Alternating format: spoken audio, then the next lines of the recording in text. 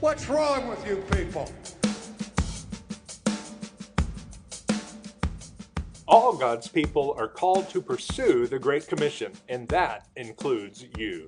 So if you're looking for theological education that includes both academic challenge and hands-on ministry experience, we suggest Southwestern Baptist Theological Seminary. Whatever theological foundation you need, they'll help you build it. Whatever ministry experience it takes, they'll help you find it. And wherever God calls, they'll help you get there.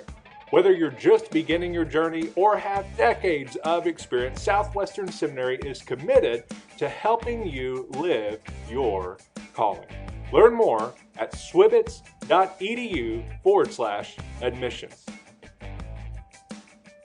Welcome to Not Another Baptist Podcast. My name is Matt Hensley, and I am joined by Kyle, non-alcoholic beerman, who is fresh off of a whirlwind trip to Waco and Corpus Christi, the home of Whataburger. And there's nothing fresh about me this morning. Yeah. I am wiped. Yeah. How was Corpus, man? You know, it was good. I wasn't there for very long, maybe 36 hours or so. Yeah. I wasn't in Waco or Corpus Christi. So for our listeners, I think we've shared before, Texas has two state conventions, and this year they decided to meet at the same time. Yeah. And so in my role, I got to drop into both of them. They were about 5 hours apart across the state. So I saw all of Texas this week, and then got home late yesterday afternoon. And so, I'm dragging just a little. Yeah. I've been traveling like crazy, so I actually decided not to go because I wasn't going to do both, and also wasn't going to deal with the any kind of PR problems of not going to one or the other or whatever. So I just decided I'll just make all of them mad. If you can't make both happy, just stay home. Anyway, a lot of great stuff is happening with our friends at the Texas Baptist and the Southern Baptist of Texas Convention, and some great things really happening all across our country, seeing, this is kind of annual meeting season and so forth, where all the pastors go there to get a job. And no, I'm just kidding.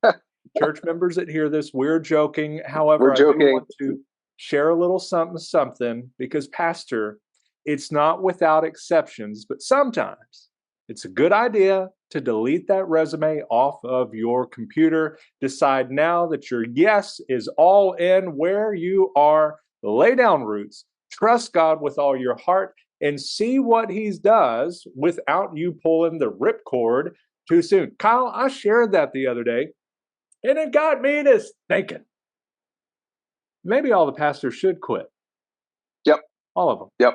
Everybody should quit. At least a few things, right? Because you recently wrote an article on the North American Mission Board website, NAM.net, where you can get all kinds of stuff from evangelism, youth, next gen, all of those things. But there's also a little corner of that website that you are like the Lord over. And that's the NAM Replant blog. So I want to talk today about your article that tells pastors they need to quit, like right when I'm posting, hey, pastor, don't quit. So let's talk about that. Number one, quit measuring success by how many people are in your pews on Sunday morning. Pastor, stop it. Stop that. Kyle, why? It's a terrible measure of success. And as pastor, there are some things that you can control. There are some things that you can influence. What I finally learned was how many folks decide to get out of bed and make it to church or not make it to church that morning does not depend on you, pastor. Now, it's not to say that, we'll both argue that church attendance is important, that folks should be in church on Sunday mornings. Sometimes life happens and things come up and they're out of town. And sometimes there's no rhyme or reason for that. I think we've both experienced those Sundays where, one Sunday you had just a killer crowd and the spirit was good. And then the very next week, it's like dead in the room. And for a long time, kind of my emotions would ride those waves. I'd be really, man, we had a great Sunday morning, lots of people here. Man, there was nobody here. It was awful. But I finally dawned on me. I said, "There's no rhyme or reason. It's this family was out of town, and especially if you're in a small church, normative sized church, two families that are out for whatever reason, sick or on vacation, that can drastically affect your attendance. And so, yeah, measuring success, measuring your self-worth as a pastor by how many people are in the pews is a losing game always. Yeah. I remember at Mayhill, my office was kind of the outward facing room for our entire building. And so I could see the entire parking lot from there. And I had to learn, man, close those windows on Sunday because, during Sunday school or something, I'd look out there and be, oh man, today's going to be rough. And then like I'd get in the, the sanctuary and attendance was great. And suddenly my mood changed. And obviously we're happy and we should be glad when there's a great crowd. Of course, we're not saying don't celebrate those kind of things, but don't beat yourself up when it's down a little bit. Your identity is not in how many people are in the pews on Sunday. If they're on the pews too, I mean, you might have little ones that are climbing all over them, but quit measuring success or finding your identity in how many people are in the pews on Sunday mornings. They are going to fluctuate like the weather in Texas. It's okay. It's okay. Kyle? Yeah. And that's not to say that numbers are completely unimportant, right? So I'm not advocating, just complete, stop counting your numbers. No, the numbers are important. But they're a lousy overall measurement of ministry success. So it's not to say, because numbers do represent people. And it's good to know how many people, you have as a part of your church on a regular basis, but it's not a good measuring tool to say, hey, are we effective or are we not? All right. So pastor, stop doing that. Number 2, unless that church is First Baptist Church of Alamogordo, quit comparing your church to the one down the road. Otherwise you feel really, I'm just kidding, Kyle. Quit comparing your church to the one down the road. God has called you to the church. You are serving. And just like that tweet I shared a little earlier, we pull that ripcord too soon that we see that so-and-so up the road is seeing this and doing that. And so maybe we start thinking, I'd like to be in a place like that or whatever. And you start kind of doing the compare game. So number 2, quit comparing your church to the one down the road. Kyle, why? So again, kind of like measuring your success by how many people are in pews, this is always a losing game because you're either going to prop yourself up and say, man, I'm glad I don't have the problems that church has. Amen. Or you're going to say, man, I wish, the grass would be so much greener if I was just in a church like that. And one of the great things that I've learned being in this role and visiting with churches from 30 to 3,000 and everywhere in between is so if you're in a normative sized church, you kind of have this pipe dream of, man, I just want to be in a mega church because I think everything would be solved. No, because in the conversations I've had with mega church pastors, mega church staff, you know the complaints that I hear and the struggles that they face in ministry, they're the exact same as the guy who's in a church of 30 people. They don't have enough volunteers. People send them angry emails and get mad over little things. That there is no perfect church, and so it's kind of the social media syndrome, right? Or the Instagram syndrome, where you start looking at somebody else's Instagram feed and think, man, their life is so perfect, they have it all together. No, you're seeing what they want you to see by what they post. And the same is true when you're looking at another church from a distance. You may see the successes, you may see the good things, but you don't see the struggles that are there under the surface, and they are absolutely there. There is not a perfect church. And secondly, and you mentioned this as well, God hasn't called you to that church. God's called you to the church where you are with the people that you have. No other church on the face of the planet has the mix of the people that your church has. No one else has their gifts, their talents, their abilities in the makeup that God has put in that church. So it's a losing game when you compare yourself to the church down the road. And I think in our book Replanting Rural Churches, one of the guys that we interviewed said, sometimes we can look at the grass that's greener on the other side and begin to long for that. But that might be a septic tank that's underneath that's fertilizing that grass, and you don't want to be a part of what's going on over there. All right. So quit measuring success by how many are in the pews on Sunday. Quit comparing your church to the one down the road. And number tres, quit trying to meet everyone's expectations of you. Right. And we just kind of talked about, normative church, 50, 100 people, mega church, 5,000, whatever.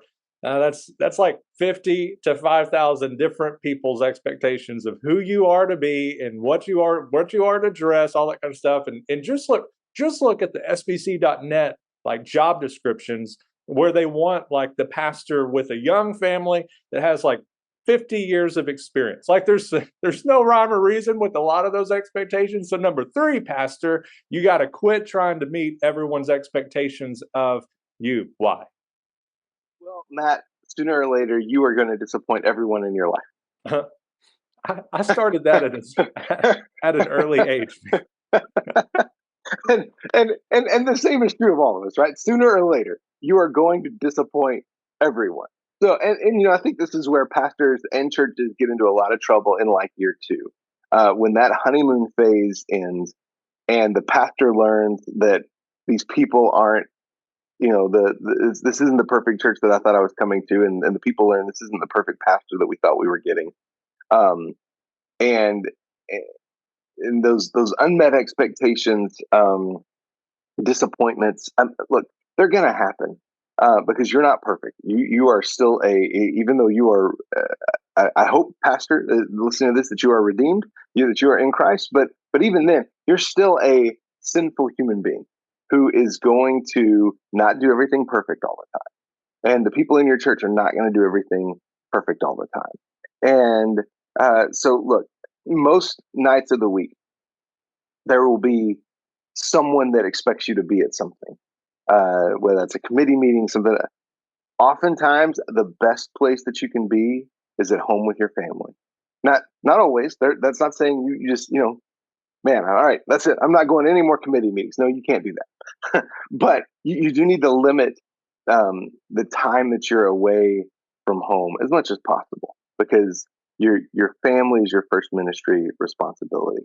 And so if you're going to disappoint people, and you are, I think it's important to realize to make sure that you're disappointing the right people. And so look, understand, someone's going to love your message most Sundays. Someone's going to hate your message most Sundays. Someone's going to be upset that you didn't come visit them in the hospital, even if they haven't let you know that they're in the hospital. Yeah. And that's not to say that you just, you say, okay, I stopped caring I stopped caring if people like me or not. No, that's not it. But you have to understand, you're not going to meet everyone's expectations, because not everyone's expectations are realistic, and you're not perfect anyway. So even if they were realistic, you're not going to be able to meet all of them all the time. Yeah, this would be a great time to mention a great book to read if you haven't. It's a little older now, but The Pastor's Justification by Jared C. Wilson. Fantastic. It's a great book that really, I think, helps along really all of these lines, but certainly here. And that's probably the number one book that I've recommended to pastors. It is absolutely outstanding. Yeah. A little known fact, the C in Jared C. Wilson's name stands for CSB. Anyway, number 4, quit making excuses. See, even though this entire podcast has been about excuses, whether you have a lot of people or a few people or whatever, they're just going to come in. I'm just kidding. Quit making excuses, pastor. This we could probably have an entire episode on, but quit making excuses. Kyle, what would be the reason that a pastor needs to quit making excuses? Because oftentimes they're bad excuses for avoiding important tasks. Yeah. Look, every pastor has that church member that they don't want to call. They don't want to go see in the hospital. Stop it. Do it anyway. It's probably not going to take as long as you think, and it's probably not going to be as bad as you're making it out to be in your head. Not always. Sometimes it is exactly as bad as you think, but most of the time it's not. And that's the work of a shepherd, right? Caring for the sheep that love you, and also caring for the sheep that want to hit you in the back of the head when you're not looking. But stop making excuses. Care for your people. Pick up the phone. Make that hard phone call. Stop procrastinating on this week's sermon and say, "Oh, I have so much to do." No, that is you've got that deadline every single week. Carve out the time. Prepare for your sermon. And here's one that I didn't put in the article, but I think is important too. Matt, how long has it been since we shut down everything for COVID? I don't know. I try to forget that. It's been 2.5 years. Yeah. And so listen, it is time to stop blaming COVID for issues in your church. It's been 2.5 years. We've talked about this before. Yes, in a lot of cases, things look very different. It's a new reality, right? As cliche as it is, new normal. But it's 2.5 years later. This is normal now. Yeah. And so, if you're still kind of pining for pre-COVID, the numbers or the ministry activities that you had going on, as harsh as it sounds, figure it out in 2022 as we head into 2023. Figure out what ministry looks like in your context now. Yeah, I think this is great. We're not going backwards. Yeah, no. This is a great time to also remember the old line that the buck stops here. Yeah. You are the pastor. You're the shepherd, and you signed up for this, and so this also means taking responsibility. When you have missed something, forgotten something, messed up, own it, apologize, move on, and but yes, by all means, make those hospital visits. All of us are going to kind of land on that pendulum between great preacher, great pastor in terms of that, that faithful pastoral care side of things to the faithful exposition side of things. All of us have a strength there, most likely. Very few of us are going to be right 50-50 on the line. But if you find yourself that, hey, I'm a much better preacher and I'm not a big fan of the whole pastoral care thing, you might need to kind of reassess a few things, and certainly making sure that you have a system in place where people are being visited. But you'll also find you'll be a much better preacher if you're with your people anyway. So like Kyle said in the article, stop scrolling social media and go make a hospital visit, go make a home visit. You've got a shut-in in your church undoubtedly today that you could go and visit, and you would probably make their week, month, perhaps even year, because kids are gone, their grandkids are gone, their health is failing, they can't get out, and they're lonely and they're isolated, and you popping in for 15-20 minutes while you're on the way to go get groceries or something, or go and picking up something. I would say at Lifeway, but I don't know where we go and pick up stuff now. Best Buy, when we go to get the new projector, whatever it is, popping in on a visit, you'd be surprised how that can turn around somebody's day, week, month, perhaps even year. Especially, even though Kyle said to stop talking about COVID, especially after COVID, where there has been so much isolation and everything else. So quit making excuses for inability to pronounce things too. So number one, quit measuring your success by how many people are in the pews on Sunday mornings or any day of the week.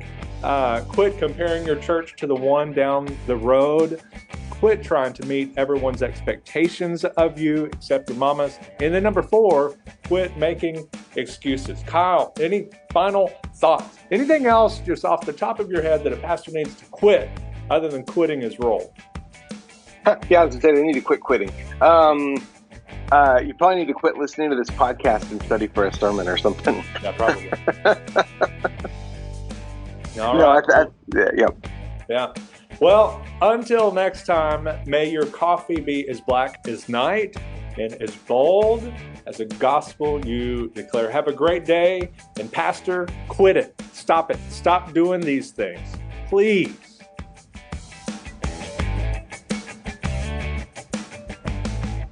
What's wrong with you people?